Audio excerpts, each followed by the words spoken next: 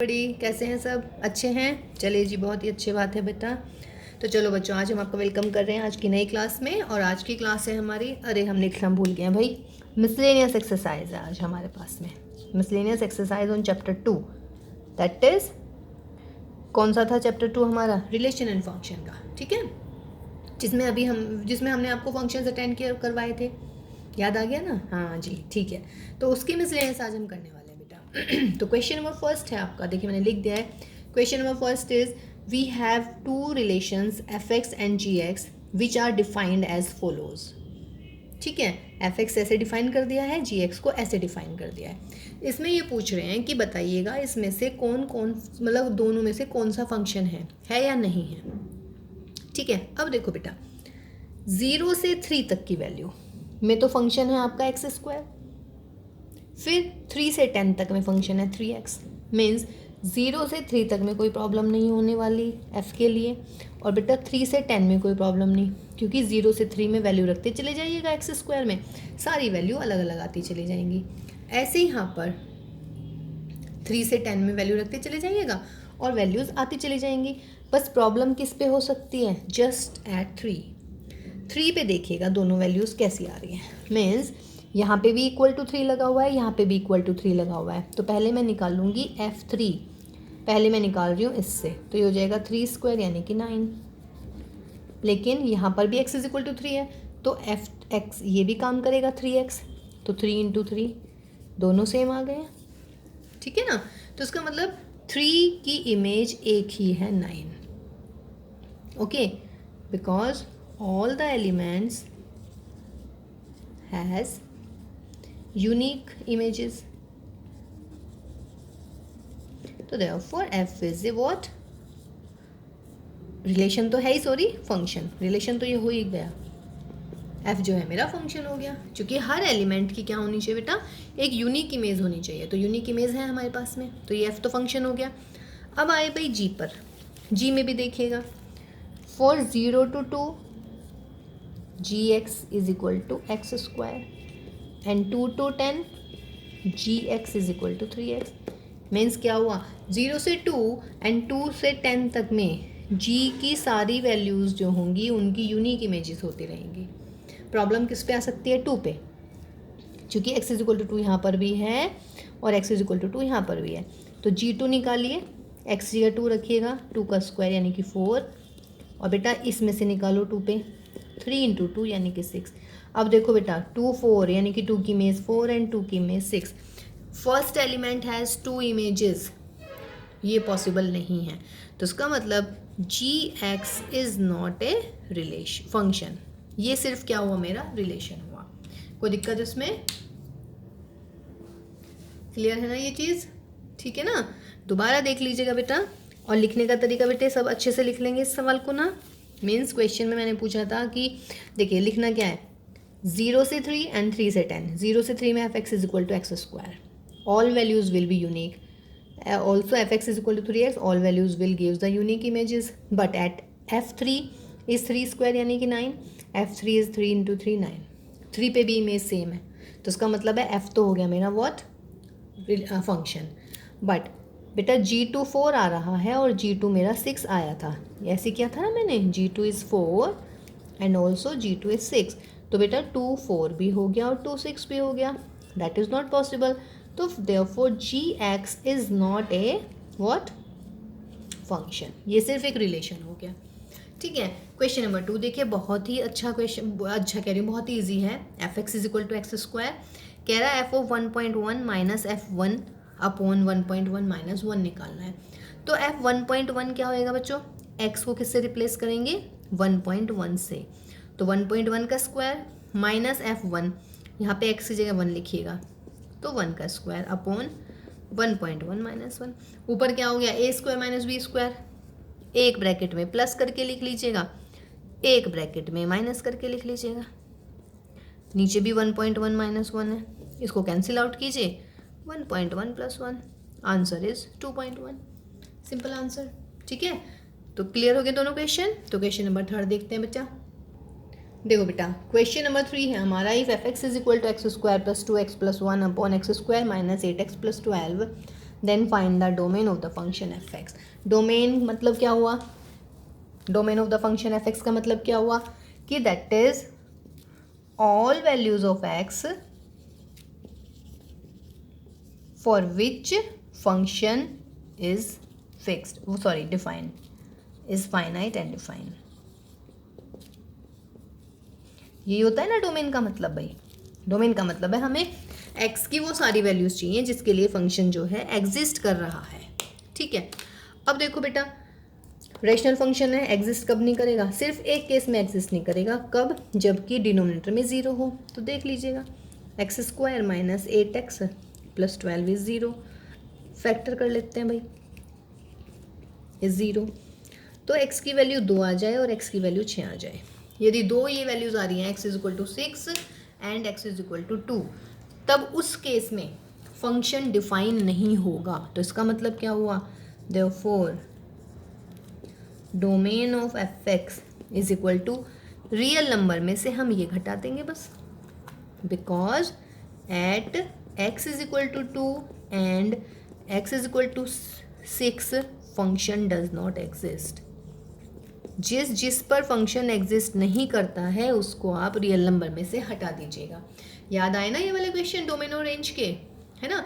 देखिए ये हमारी मिसलेनियस खत्म हो जाएगी, लेकिन बेटा इसके बाद ना हम एक DOE वाली वर्कशीट करेंगे, उसमें ना डोमेन और रेंज के बहुत अच्छे क्वेश्चंस हैं। ठीक है, तो उससे आपके डोमेन और रेंज बिल्कुल ही क्लियर हो जाएंगे, फंक्शंस के हम कैसे निकालते हैं। ओके ठीक है, एक क्वेश्चन सिंपल सा देखिए जरा, बताएंगे मुझे। x-3 डोमेन बताइएगा। वेरी गुड, x-3 को 0 रखेंगे, x इज इक्वल टू 3 यानी कि 3 पर फंक्शन इनफाइनाइट।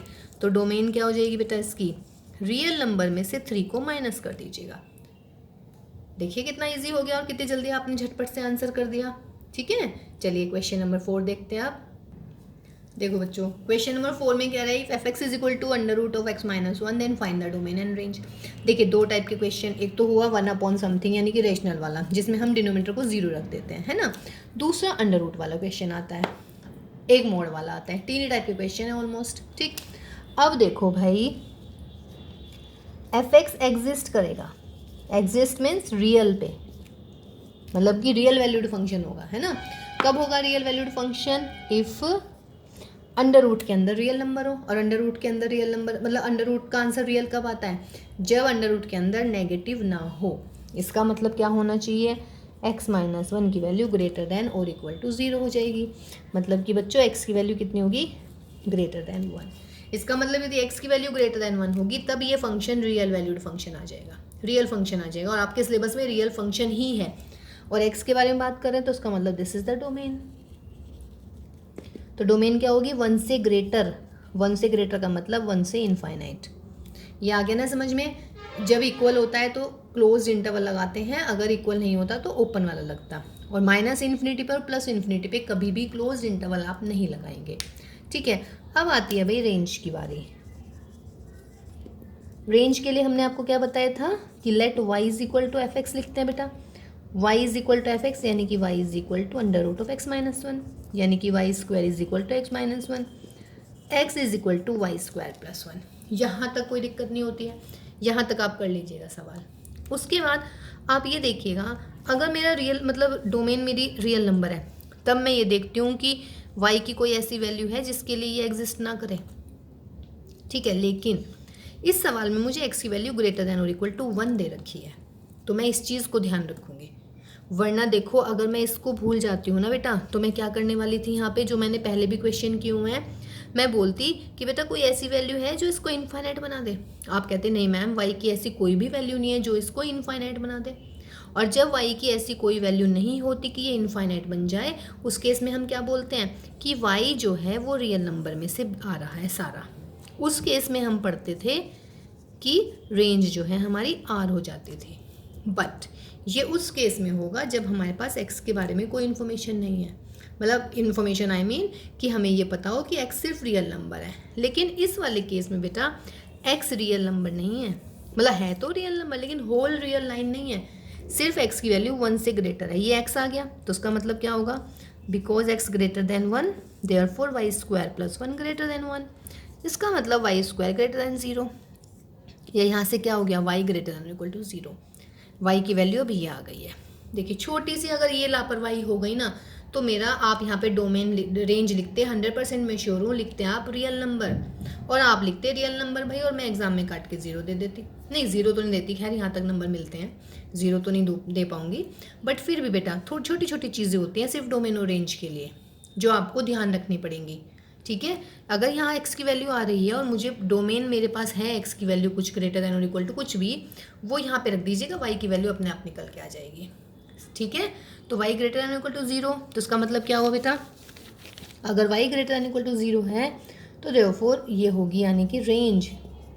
तो रेंज क्या हुआ, 0 से बड़ी यानी कि 0 से इनफाइनाइट तक, या what you can say non negative real number, non negative real number. एक क्वेश्चन में हम कंफ्यूज हो गए थे, है ना, नॉन नेगेटिव मैंने पूछा भी था आपसे, नॉन नेगेटिव या नॉन पॉजिटिव, क्लियर है। तो ये देखिए क्वेश्चन नंबर 4, इसमें ये चीज़ ध्यान रखेंगे, अगर x रियल नंबर पे होता मेरा सारा, ठीक है, तो तब y भी रियल नंबर होता, तब उस केस में रेंज आ जाती रियल नंबर। लेकिन फिलहाल x की वैल्यू ग्रेटर देन 1 है, तो मैंने ये x है मेरा, इसको ग्रेटर देन इक्वल टू 1 रख के यहाँ से y की वैल्यू निकाल ली है। ठीक है बेटा, क्वेश्चन नंबर 5 देखिए बेटा, मॉड के लिए आ गया है, पहला आ गया था रेशनल, फिर उसके बाद में अंडर रूट वाला आया, अब मॉड के लिए आ गया। 3 ही टाइप के क्वेश्चंस हैं, और भी हैं, वो हम इससे नेक्स्ट वाली क्लास में करेंगे। ठीक है, अब देखो बेटा एफ एक्स है मॉड x माइनस 1, तो मॉड x माइनस 1, एक्स की वैल्यू तो डेफिनेट सी बात है, for all x belongs to R f x always exist.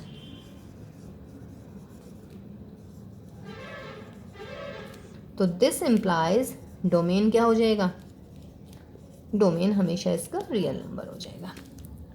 अब आती है रेंज की बारी,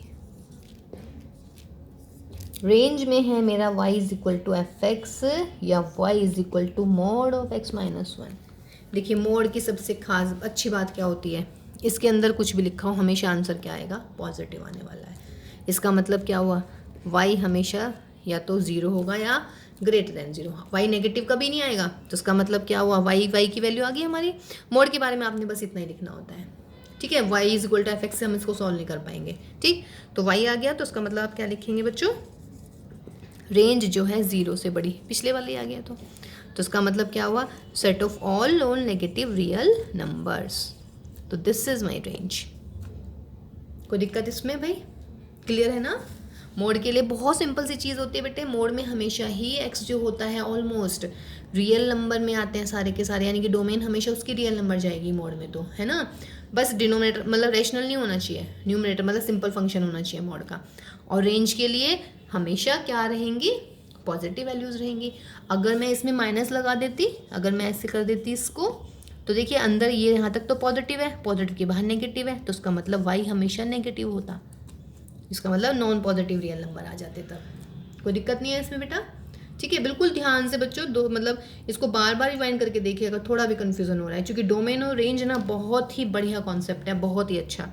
आप आगे कोई भी एग्जाम देने वाले हैं उसमें डोमेन और रेंज 100% आता है बेटा, 100%, तो इसको बहुत अच्छे से कीजिएगा। क्वेश्चन नंबर 6 देखिए, थोड़ा सा अलग तरीके से इसकी नोटिफिकेशन आ गई है, f of is equal to x of this. अब क्या होता है बेटा, अगर याद हो तो, अगर मैं इसको ऐसे लिख दूँ f is equal to x y, ये तो मतलब होता है इसका मतलब ये मेरा y हो गया, तो therefore y is equal to x square upon 1 plus x square, और y को हम क्या लिखते हैं, एफ एक्स। भाई अगर f is equal to x y लिखा है तो मैं इसको ऐसे तो लिखती हूँ f x is equal to y, है ना, तो ये y हो गया, ये मेरा फंक्शन हो गया। ठीक, तो ऐसे लिखा है या ऐसे लिखा है एक ही बात है, कभी कंफ्यूज ना हो कि अरे भाई ये क्या दे दिया हमने तो अभी तक ऐसे पढ़ा है f x is equal to, नहीं, सारी नोटिफिकेशंस एक ही जैसी होती हैं ये। ठीक है, एक ही चीज़ को रिप्रेजेंट करती है। तो अब भाई मेरे पास आ गया F x is equal to x square plus Y square, X है, X belongs to real number है, तो डोमेन में तो कोई दिक्कत ही नहीं है, डोमेन तो इसकी रियल नंबर हो गया है।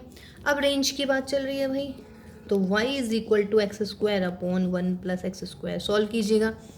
रेंज के लिए क्या करते हैं हम, रेंज के लिए हम x की वैल्यू निकाल लेते हैं y के टर्म्स में, ऐसे तो करते हैं, निकाल लीजिएगा।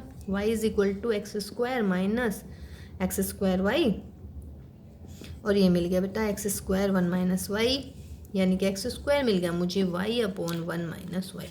कोई दिक्कत नहीं होनी चाहिए यहाँ तक, सिर्फ y is equal to f x किया है और वहाँ से जैसे ये y में y की वैल्यू दे रखी है x में, मैंने x को एक तरफ ले जाके x की वैल्यू निकाल दी y की टर्म्स में, तो मेरा ये आ गया x। देखिए कितना आया है, तो therefore x is equal to y upon under root of that.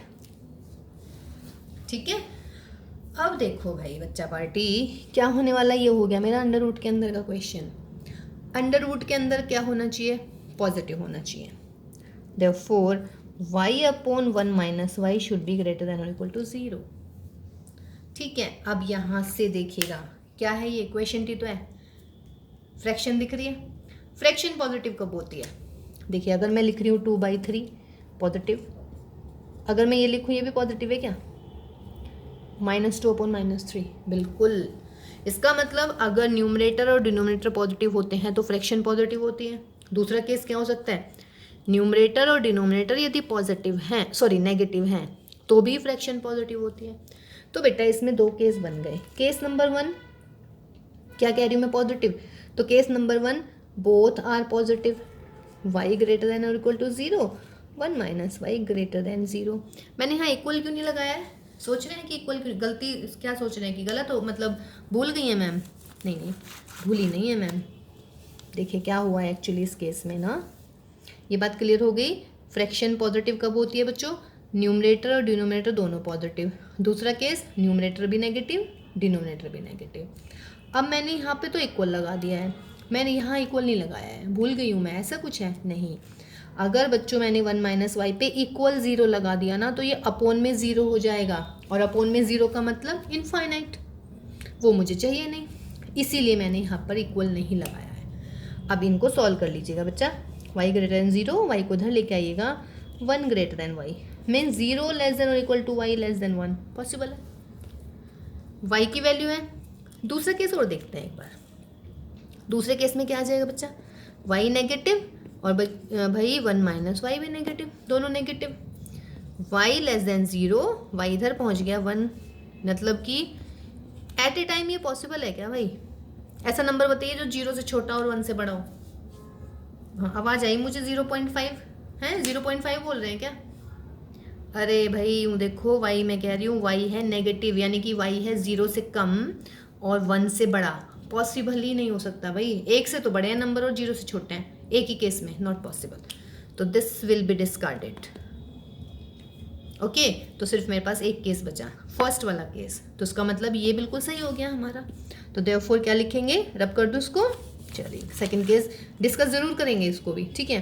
तो लिखेंगे therefore range of f x is equal to, क्या कह रहे हैं बेटा, 0 के तो इक्वल हो जाएगा, तो यानी कि 0 पे तो लग गया क्लोज इंटरवल, 1 के इक्वल नहीं है, तो उसका मतलब ये आ जाएगी इसकी रेंज। बढ़िया सवाल था, अच्छा लगा ना, मुझे तो बहुत अच्छा लगता है ये वाला क्वेश्चन। ठीक है, ये बिल्कुल क्लियर हुआ। इक्वल क्यों नहीं लगा रहे हैं, क्योंकि नीचे 0 आते ही इनफाइनाइट, तो गलत गड़बड़ हो जाएगा मामला हमारा। ठीक है, बहुत सही सवाल था बेटा ये। नेक्स्ट क्वेश्चन देखते हैं अभी। देखो बेटा question number 7, this is out of syllabus actually. F x given है, जी एक्स गिवन है, कह रहा है एफ प्लस जी निकालिए, एफ माइनस जी निकालिए, एफ इंटू जी निकालिए और एफ अपॉन जी निकालिएगा।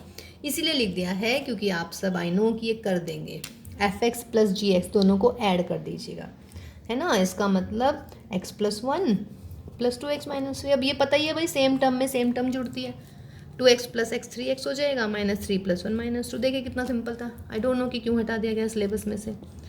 f माइनस जी, एक्स प्लस 1 माइनस की करेंगे तो साइन चेंज हो जाते हैं, x माइनस 2, x माइनस के x 3 और 1 4, शायद इसलिए हटा दिया कि पता है कि भाई होशियार बच्चे आएंगे 11th में, है ना, तो इस करके मुझे लग रहा है हटा दिया, क्योंकि आप लोग को ये पहले से ही पता है, आपने 6th 7th में पढ़ा हुआ है। मल्टीप्लाई कैसे करते हैं, x की पहले 2x में कर देंगे भाई, 2x² x की 3 में कर देंगे, माइनस की 3 आ जाएगा, फिर 1 की 2x में कर देंगे और भैया 3 इसमें कर देंगे, ऐसे करते हैं। x 2x² माइनस के 3x फिर बेटा 2x और माइनस के 3, सॉल्व कर लीजिएगा इसको भाई, हो गया। f अपॉन जी निकालना है, f अपॉन जी का मतलब है f को लिखिएगा x प्लस 1, 2x माइनस 3, कैसे करोगे डिवाइड,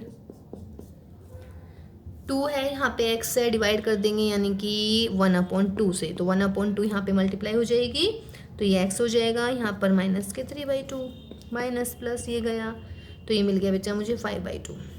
लिखते कैसे हैं इसको? डिवीज़न, बस डिवीज़न नहीं, थोड़ा सा कंफ्यूजिंग था मेरे ख्याल से, है ना। तो डिवीज़न में आंसर क्या आएगा इसका? 1/2 प्लस 5/2 और अपॉन में भाई 2x - 3। ये आपको पूरा नहीं था इसीलिए ऐसे करवा दिया है। वैसे देखिए मैं करवाई नहीं रही हूँ एक्चुअली। चलिए आप क्या याद करेंगे कि एक क्वेश्चन हट गया हमारा, है ना। तो देखिए क्वेश्चन नंबर 7 में करवाया ही नहीं, आप ये मान लीजिएगा। ठीक, अब हम करते हैं क्वेश्चन नंबर 8। देखो बेटा क्वेश्चन नंबर 8, देखिए क्वेश्चन नंबर 7 है ना, कर लेंगे खुद ही, कुछ था ही नहीं उसमें। ठीक है, क्वेश्चन नंबर 8 देखिएगा। कह रहे हैं कि if f is this, f आपको गिवन है और f जो है एक फंक्शन है z से लेके z तक में, इंटीजर से integer, and defined by this f(x = ax + b), then find a and b। Question या तो ये ऐसे आ जाएगा, ठीक है, लेकिन इसकी मैं दूसरी फॉर्म भी बताना चाहूँगी बेटा। इसकी दूसरी फॉर्म ये हो सकती है कि if f is this and f is a function from z to z and f is a linear function, then find that function. ठीक है, find a linear function for which f is this and f is defined from z to z।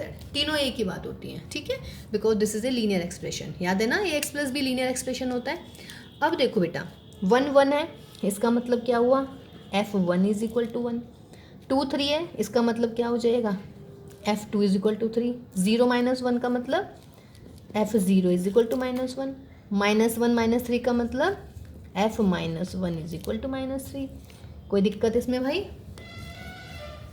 देखिए images हैं 1 1, 1 की f image है 1 यानी कि f1 is 1। 2 की image 3, f2 is 3। 0 की f image -1, f0 is -1 and -1 की इमेज -3 यानी कि f - 1 इज़ -3। अब यहाँ देखो 4 इक्वेशंस हैं, वेरिएबल हैं 2, जिसको a और b को आपने निकालना है। नाइंसाफ़ी होगी तो बड़ी हैं, 2 वेरिएबल 4 इक्वेशंस, बहुत नाइंसाफ़ी होगी। कोई बात नहीं, कभी कभी फ़ायदा भी हो जाता है ना।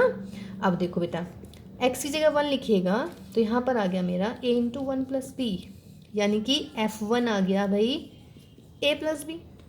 f2 रखिएगा, x की जगह 2 रखिएगा, यहाँ पर रखूँगी मैं a × 2 + b, तो that is f2 = 2a + b।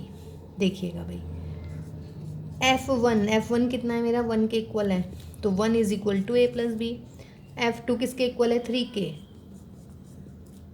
3 लिख दीजिएगा इसकी जगह, 2a + b। Solve these 2 equations, minus कर दीजिएगा, माइनस का 2 माइनस का a, तो that is a is 2 and a + b = 1, तो 2 + b = 1, b = -1। तो आंसर कितना आया बच्चा?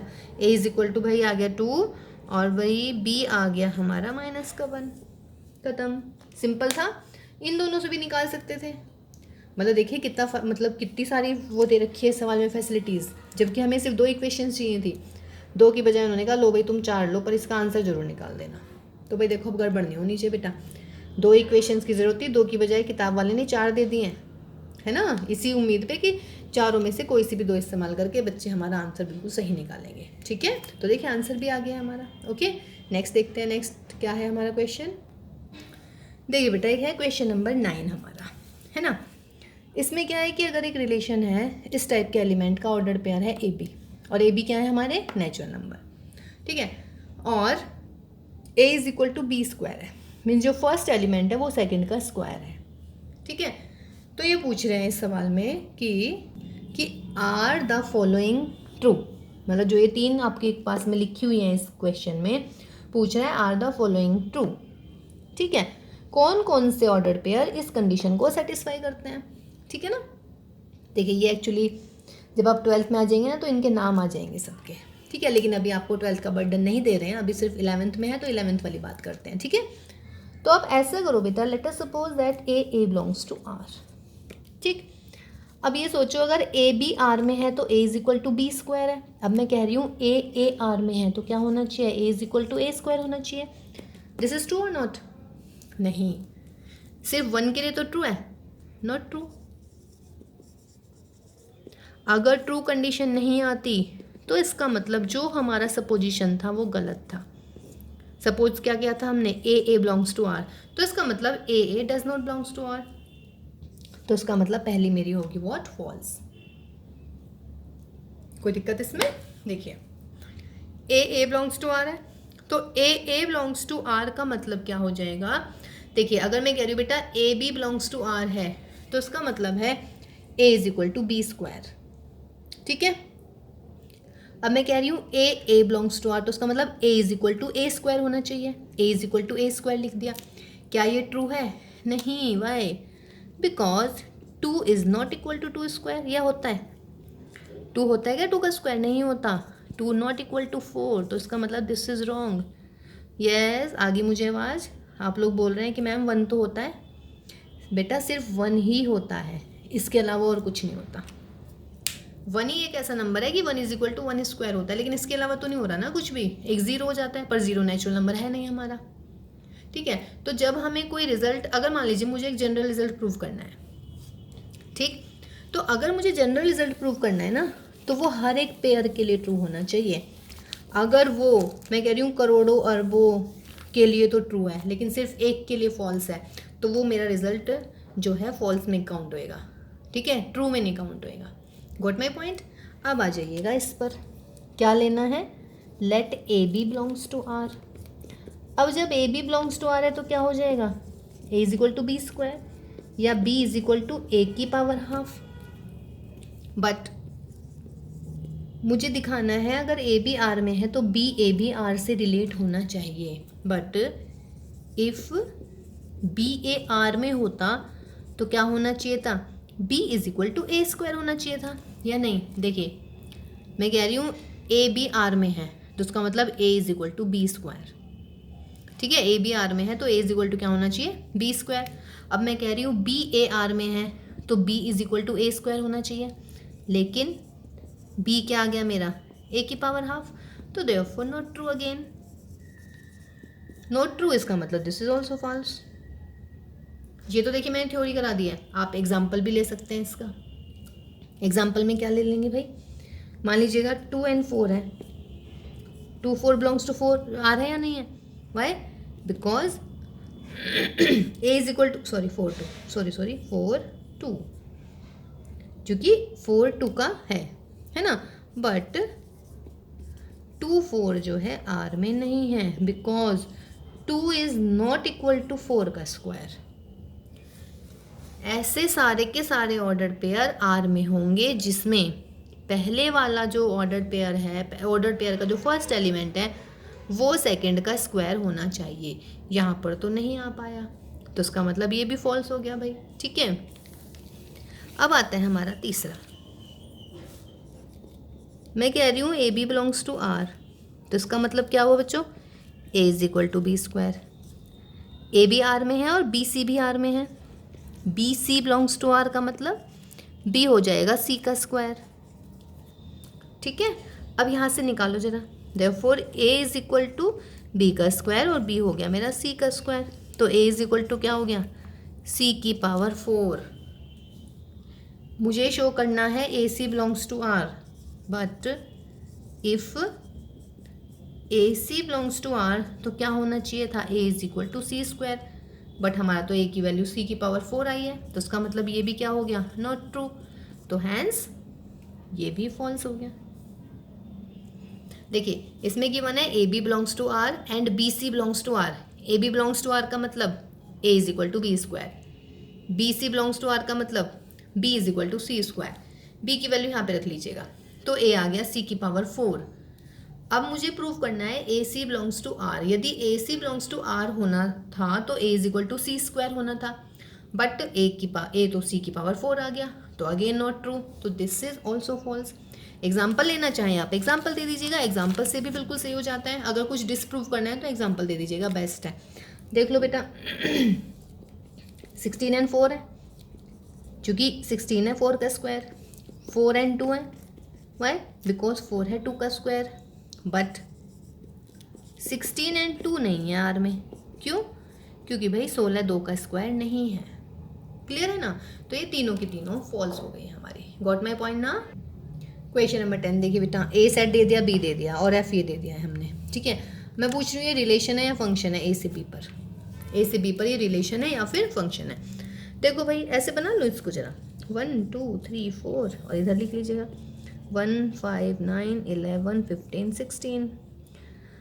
फंक्शन के लिए क्या होने चाहिए, इन सब की इमेजेस यहाँ होनी चाहिए और एक एलिमेंट की सिर्फ यूनिक इमेज होनी चाहिए। 1 goes to 5, 2 goes to 9, 3 goes to 1, 4 goes to 5, कोई दिक्कत नहीं है, 2 बार है ना, एंड 2 goes to 11। ये होगी भाई गड़बड़, बिकॉज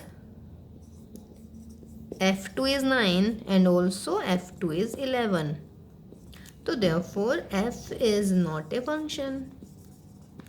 क्या है, सिर्फ ये एक रिलेशन है।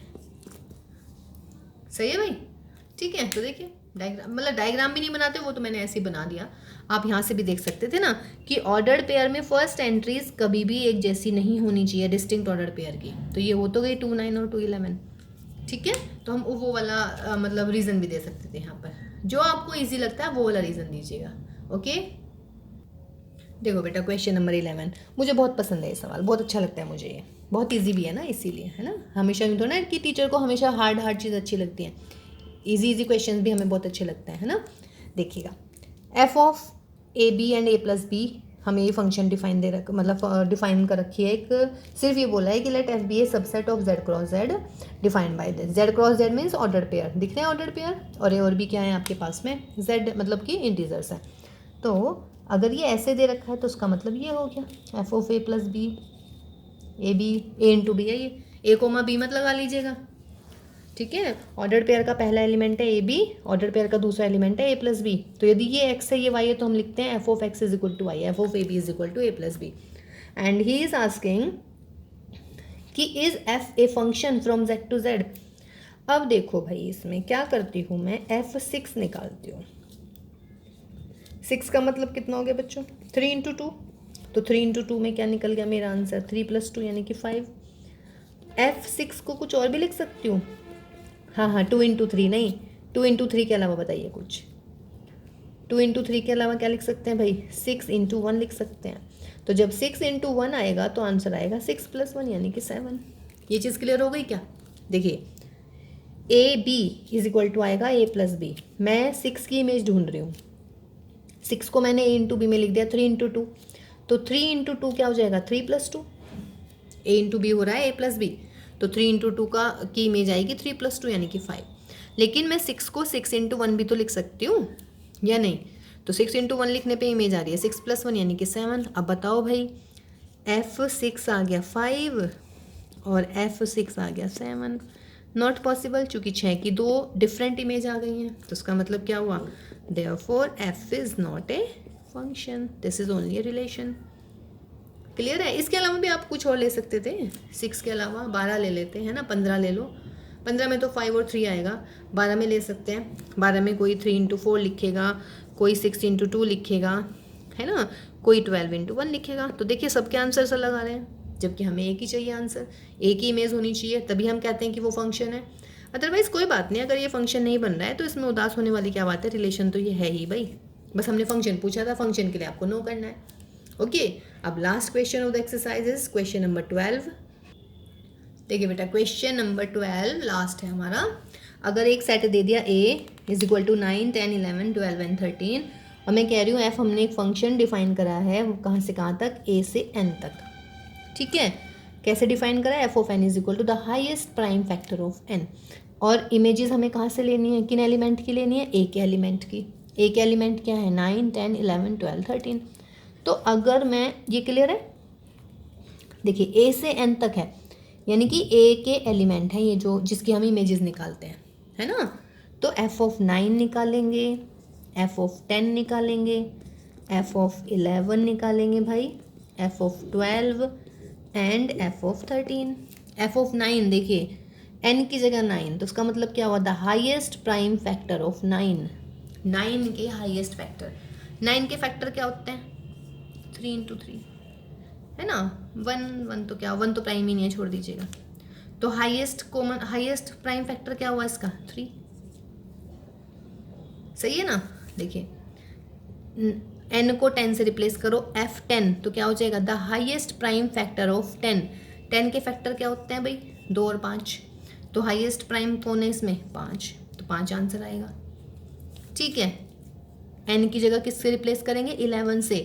The highest prime factor of 11, 11 तो 11 इंटू 1 ही होता है, तो आंसर 11 आ जाएगा। फिर n को किससे रिप्लेस करेंगे? 12 से। 12 के फैक्टर कर लीजिएगा, 2 2 3। हाईएस्ट प्राइम क्या है इसमें? 3 है ना। F13 का हाईएस्ट प्राइम कितना होगा? 13। ये चीज़ होगी क्लियर भाई या नहीं? देखिएगा, F9 का मतलब है बच्चों the highest prime factor of 9 n। अब n को 9 से रिप्लेस करो, तो F9 का मतलब the highest prime factor of 9। 9 के फैक्टर लिख लीजिएगा, उसमें से जो हाईएस्ट है वो आंसर में आ जाएगा। जैसे 10 है, 10 का फैक्टर क्या हो जाएंगे? 2 इंटू 5। तो 2 इंटू 5 का मतलब क्या हुआ? हाईएस्ट कॉमन क्या है? 5, तो यहाँ पे 5 आ गया। 12 में कौन कौन होंगे फैक्टर्स? 2 2 3, यही फैक्टर होंगे ना इसके, तो हाईएस्ट कितना आया? 3। अब मैं कह रही हूँ कि फाइंड द रेंज, है ना। तो रेंज का मतलब क्या हो जाता है बच्चों? Range of F axis. Range का मतलब जो इमेजेस आई हैं वो लिखनी है सारी की सारी। तो 3 5 11। 3 मैं नहीं लिखूंगी बिकॉज मैं 3 लिख चुकी हूँ, तो क्या आ जाएगा? 3 5 11 13। This is my answer. ठीक है, तो ये हुआ बेटा हमारा आज की क्लास। और आज की क्लास थी हमारी फिर किसके लिए थी? जो हमारी मिसलेनियस एक्सरसाइज थी, रिलेशन एंड फंक्शन की। तो I mean relation and function complete हो गया है। ठीक है, अभी हम इसके बाद में डीओई की वर्कशीट्स जो है उसको सॉल्व करने वाले हैं। ठीक है, और हाँ इसमें एक टॉपिक और रह गया बेटा, वो रह गया हमारा ग्राफ, फंक्शन के ग्राफ बनाने। वो हम बिल्कुल लास्ट में करेंगे। Last in the sense DOE की वर्कशीट के बाद वाली जो क्लास होगी उसमें हम आपको ग्राफ सिखाएंगे। ठीक है, टिल देन आप इसको चैप्टर को रिवाइज कीजिए, दोनों चैप्टर्स को। कोई भी डाउट है तो पूछ लीजिएगा। ठीक है, और ध्यान रखिए बच्चों अपना, घर पे रहिएगा, घर से बाहर अनावश्यक रूप से ना निकलें, अगर ज़रूरत है तभी निकलें। ठीक है, stay at home and stay safe. All the best, very very best and take care.